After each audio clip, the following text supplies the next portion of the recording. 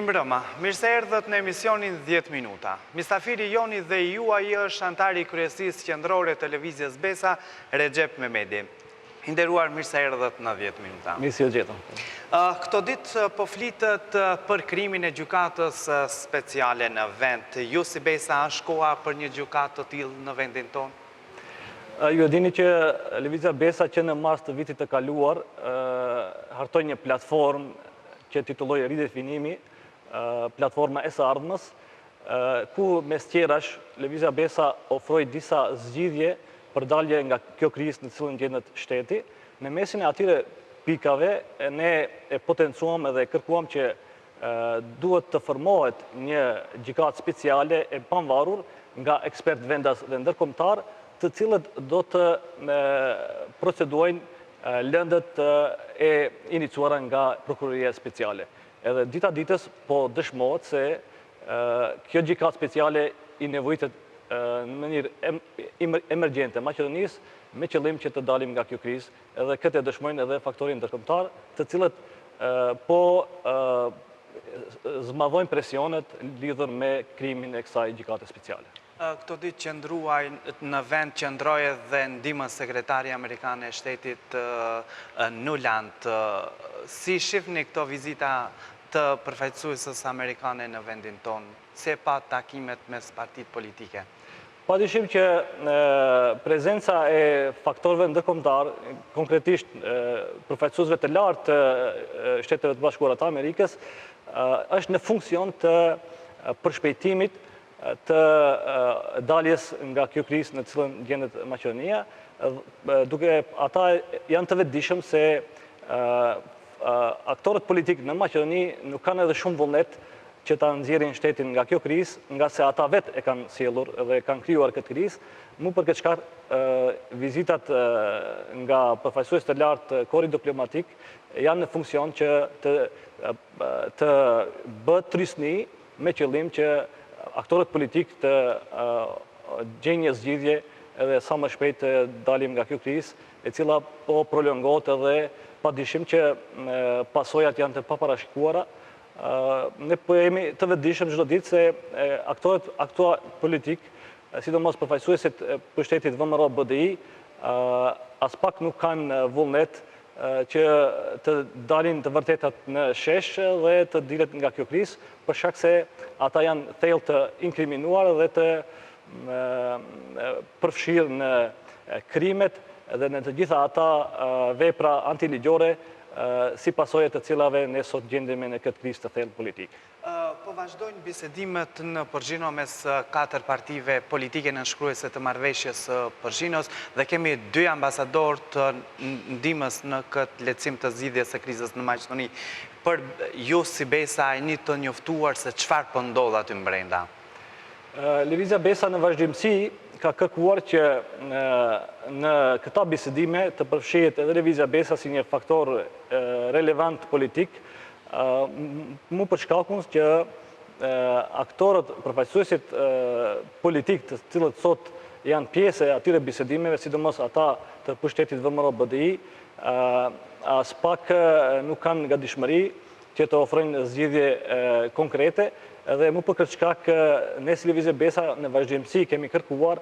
që Lëvizja Besa të përfshihet në këta bisedime, edhe për shkakun që BDI-ja si përfaqësuesi shqiptarëve as pak nuk ka më kredibilitet politik, nga se që në protestat që i organizoi Lëvizja Besa me këshillin opozitar, u dëshmoa se shqiptarët e kanë humbur besimin te përfaqësuesit e tyre politik aktual që janë në këto bisedime, edhe kërkojnë që subjektet e reja politike të jenë pjesë aktive e proceseve negociuese për dalje nga kjo krizë. Edhe për këtë shkak ne në vazhdimsi kërkojmë që Lëvizja Besa të jetë prezente në këto bisedime, edhe për një arsye tjetër se në atë mënyrë ne do të jemi më transparent edhe më direkt njoftuar se për çfarë bisedohet në ato bisedime. Përderisa ne nuk kemi pjesë në këto bisedime, të cilat zhvillohen prapa dyerve, ne nuk mund të dimë se në fakt për çfarë bisedojnë dhe në fakt apo mbrohen interesat e shqiptarëve në Maqedoni, të cilat dita ditës po dëshmojnë se shqiptarët janë të shkelur në të gjitha aspektet, janë të diskriminuar edhe BDI as pak nuk gëzon legitimitet për t'i mbrojtur këta interesa, për shkak se ata janë pjesë e një pushteti i cili i ka sjellur shqiptarët në këtë drejtë, të cilët për fat të keq edhe po mundohen që të prolongohet kjo krizë me qëllim që e vërteta mos të dalë në shesh. Lideri juaj i Lëvizjes Besa ka pasur takim me emisarin gjerman Johannes Heindel. Çfarë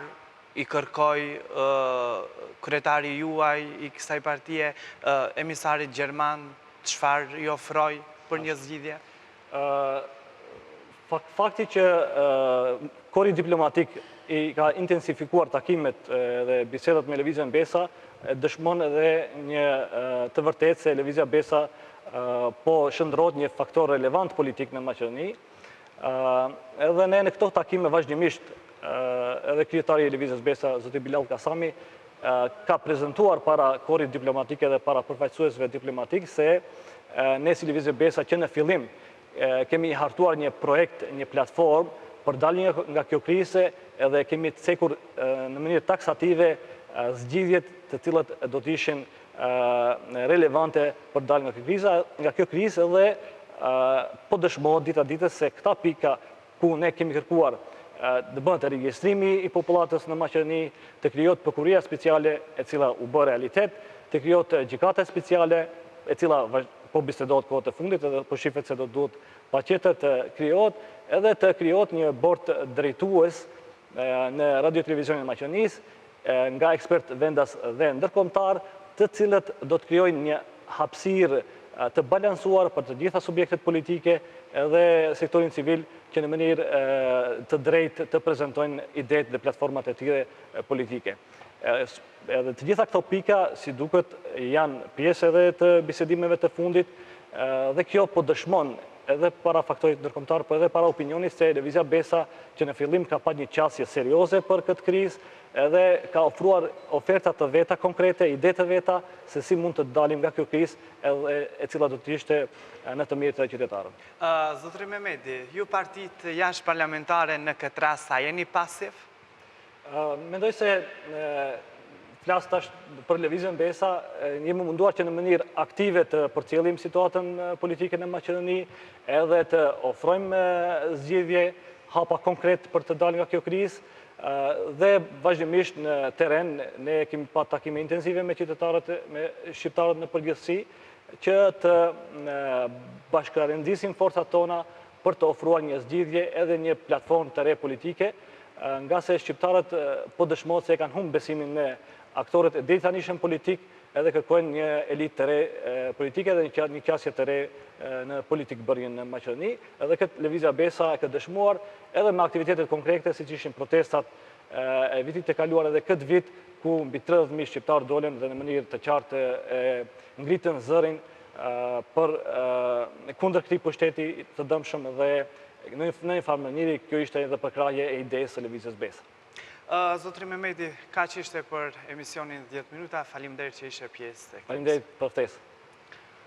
Ishte 10 minuta